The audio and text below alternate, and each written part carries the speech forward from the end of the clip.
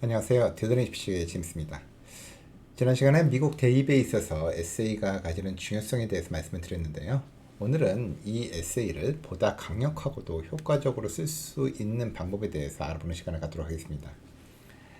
미국 대입 원서 작성 시에 요구되는 자기소개서, 일명 퍼스널 스테이트먼트는 말 그대로 자기소개서입니다. 그렇지만 그 형식은 이미 주어진 7개의 주제 중에 하나를 선택을 해서 서술하는 방식으로 되어 있어서요. 간혹 중국 학생들 사이에서는 대필 이야기도 나오는 걸 보면 아마도 잘 써야 한다는 말을 자칫 잘못 이해하시는 분들이 계시는 것 같습니다.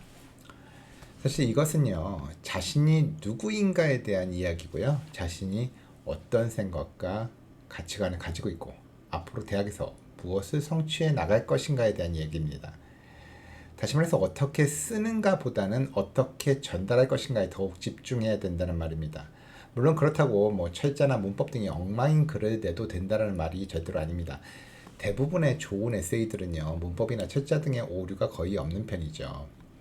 사실 이런 오류를 피하려면 가능한 한 많은 교정을 거치는 게 필수입니다. 신기하게도요, 자신의 눈에는 완벽하게 보이는 것도 다른 사람들 눈으로 확인을 하면 발견되는 경우가 흔한 게 사실이죠. 오늘 말씀드릴 효과적인 에세이 작성하기라는 내용은요, 에세이 작성에 있어서의 디테일한 부분보다는 여러분들이 에세이 작업을 시작하기 전에 이런 부분에 대해서 관심을 가지고 시작을 하시면 훨씬 효과적인 에세이를 작성하는데 도움이 될 수 있다라는 그런 사항에 대해서 말씀드리고자 합니다.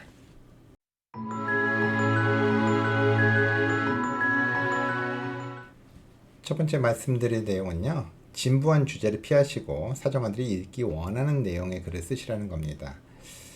사실 입학 사정관들은요, 매년 입시 때마다 수천 개의 에세이를 읽어야 됩니다. 그런데 상당히 많은 에세이가 거의 비슷한 주제나 내용을 가지고 쓰여진 에세이가 많습니다. 대개는 흔한 것 중에 스포츠팀이나 클럽팀에서 우승한 이야기, 또는 운동선수였는데 부상당한 이야기, 또는 한국 학생들 경우에도 이런 경우가 많은데, 이민을 온 학생이 그 언어하고 환경 적응에 힘들어한 경험 같은 그런 이야기들은요, 가능하시면 피하시는 게 좋습니다.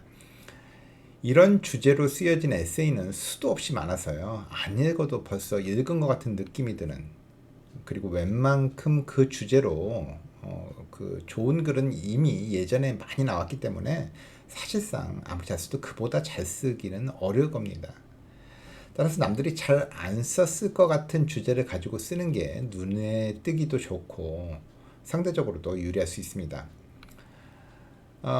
더불어서 사정관들이 읽기 원하는, 알고 싶어하는 그러한 내용을 써야 됩니다. 물론 앞으로 말씀드릴 내용이 바로 이런 사정관들이 알기 원하는 것에 대한 내용입니다만, 예를 들자면 본인이 경험한 고난과 그것을 어떻게 이겨냈는지에 대한 주제로 쓰는 경우에 자신이 경험한 고난에 대해서 지나치게 많은 분량을 할애하는 학생들이 있는데, 이것은 그리 좋지 못한 평가를 받을 수가 있습니다.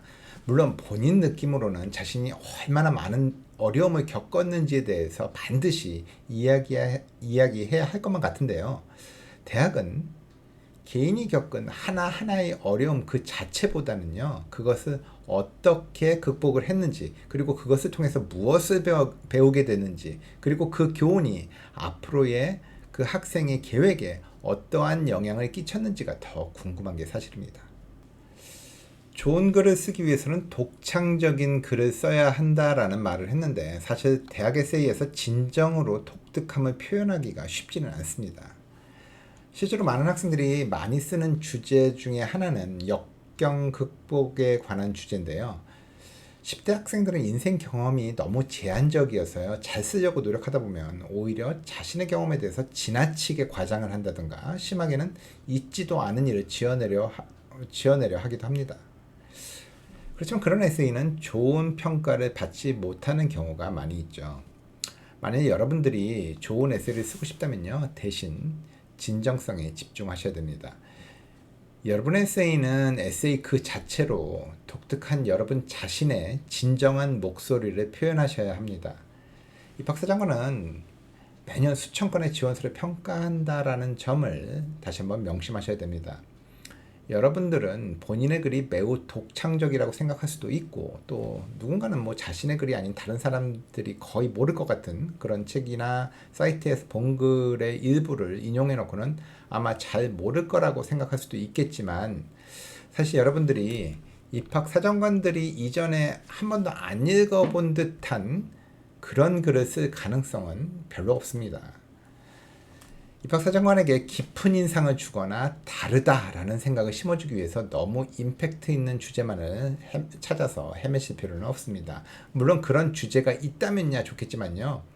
없는 내용을 무슨 시적 구조나 자신의 톤이 아닌 다른 목소리로 글을 쓰는 등 에세이를 독특하게만 쓰려고 노력하는 학생들은요. 오히려 솔직하지 못한 것으로 평가받는 경우가 많습니다. 너무 대단한 주제를 찾으려 하지 마시고요. 입학사정관들에게 여러분에 대해서 알리고 싶은 내용을 바탕으로 주제를 선택하시기 바랍니다. 여러분이 누구인지, 그리고 교실 안팎에서 학교에 어떻게 기여할 것인지에 대한 좋은 아이디어를 줄 수 있는 주제의 에세이를 작성하시는 것도 뭐 생각해 보실 만한 그런 내용일 것입니다. 세 번째는 개성을 드러내라라고 말씀드리고 싶습니다. 입시 원서에는 그동안의 학업 성적을 나타내는 숫자들, 그리고 여러 활동과 성취들을 기록하는 리스트들이 나열되어 있습니다.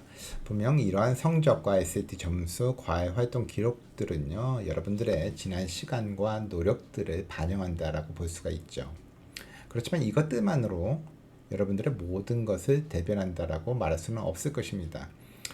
예를 들어서 모든 교육적인 환경이 아주 잘 갖춰진 부유한 가정의 학생이 받은 95점과 반면에 가족 생계의 일정 부분도 책임져야 되는 가난한 가정의 학생이 받은 90점이 이 두 점수를 비교해서 그 90점이 95점보다 반드시 더 낮은 점수다라고 단정지어 말하기는 어려울 수 있습니다. 개인의 성취는 상황이나 환경에 영향을 받을 수가 있고요. 대학이 보다 주목하고 싶은 것은 개별 상황이나 환경이 아닌 그에 상응하는 학생 개개인의 반응과 대처 능력입니다. 퍼스널 스테이트먼트는 학생들에게 자신이 어떤 사람인지, 그리고 다른 사람들과는 다른 특성을 가진 사람이라는 차별화를 보여줄 수 있는 특별한 기회입니다. 따라서 학생들은요, 에세이에서 자신의 개성이 드러나는 것을 두려워해서는 안 됩니다. 대입 에세이의 주제를 살펴보면 성장과 자기 발견의 순간에 그 초점이 맞춰져 있습니다. 따라서 에세이는 지원자에게 학생 스스로를 누구인지 정의하고 자신의 성장에 도움이 된 개인적인 경험에 대해서 이야기할 수 있는 기회를 제공하고 있습니다. 따라서 학생 자신의 목소리를 사용해서 설득력 있는 에세이를 쓰는데 집중하시는 것이 보다 효과적인 에세이를 쓸 수 있는 요령이 되겠습니다. 효과적인 에세이를 쓰는 또 하나의 방법은요, 원서에 담지 않은 자신에 관한 새로운 사실 등을 공개하거나 원서에는 미처 설명할 수 없었던 불명확한 상황에 대해서 분명하게 설명하는 것입니다. 예를 들어서 자신을 둘러싼 특수 환경이라든가 성장 배경, 문화나 성적 특수성 등 원서에 일반적으로 기술되는 내용 이외의 정보가 지원자를 이해하는 데 도움이 된다라고 여겨지는 게 있다라고 한다면 그것에 대해서 서술하는 것은 분명 유익한 도움이 될 수가 있을 것입니다. 뭐 예를 들어서 영어 성적이 B라는 성적을 가졌다 하더라도 그 학생의 유년기 시절 대부분이 선교사인 부모님 때문에 뭐 동남아나 아프리카 등지에서 대부분 보냈고 영어 대신 다른 나라의 언어들을 다수 구사를 한다면 절대 이 학생의 언어 능력이 부족하게 보이지는 않을 것입니다. 아니 오히려 이 학생이 가진 남들이 해보지 못한 그 경험 때문에 대학은 대단히 흥미롭게 생각하게 될 것입니다. 또는 예상을 벗어난 정보도 효과적으로 쓰일 수가 있습니다. 운동선수나 밴드부 주장처럼 하나의 활동을 굉장히 오랜 시간 헌신한 경우에 많은 학생들이 자신이 오랜 시간을 보낸 활동에 관련된 내용에 대해서 쓰는 경우가 많습니다만, 이와 반대로 해당 활동 이외의 경험에 대해서 서술하는 게 오히려 도움이 될 때도 많이 있습니다.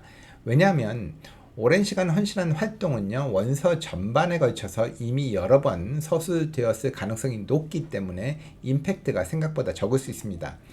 반면에 그 외에 다른 주목할 만한 정보들, 예를 들어서 밴드부 주장이었지만 과학 경시대회를 준비하면서 팀원들과 있었던 경험이라든가, 또는 운동선수지만 오히려 운동에 관한 경기에 관한 그런 얘기보다는, 또는 우승한 순간 이런 것보다는 봉사단체에 참여했던 경험을 넣는 것은요, 또 다른 효과를 기대할 수도 있습니다. 마지막으로 자신의 관심사나 또는 캠퍼스에 가서의 그 계획 등에 대해서 서술하는 것도 도움이 될 수가 있습니다. 사실 결국 대학에 입학 사정관들은 자기 학교에 도움이 될 만한 지원자를 받아들이고 싶어 하죠. 캠퍼스 활동에 적극적이고 다른 학생들을 좋은 방향으로 이끌어 나갈 수 있는 그러한 리더십 있는 학생을 원하게 되는 것은 아무래도 당연한 일입니다. 또한 지원자가 어떠한 부분에 관심을 가지고 있는가 하는 것도 대학이 매우 궁금해하는 것 중에 하나죠. 이러한 이유로 퍼스널 스테이트먼트뿐만이 아니라 서포먼트 에세이에도 많이 이와 같은 질문이 포함되어 있는 것들을 볼 수가 있는데요. 희망 전공이나 장래의 목표에 대해서 묻는 경우도 있고, 서포먼터 같은 경우에는 왜 우리 대학에 관심이 있는지, 또 캠퍼스에 와서 어떤 계획이 있는지 등 학교에 관한 직접적인 질문을 하기도 합니다. 희망 전공이나 장래 목표에 관해서는 그러한 목표를 갖게 된 동기는 물론이고요, 이러한 생각으로 발전되기까지 어떤 노력을 해왔는지 등에 대한 구체적인 예도 엑스트라 커리큘럼에 있는 내용과 매칭되는 것이 시대성에 조금이라도 도움이 될 것입니다. 또한 특정 대학과 관련된 질문은 구체적으로 서술하는 게 좋기 때문에 캠퍼스 내 프로그램이나 여러 기회에 대한 정보를 미리미리 잘 정리해 놓으셨다가 이를 에세이 쓸 때 활용하시는 것이 매우 효과적인 방법이 될 수가 있을 것입니다.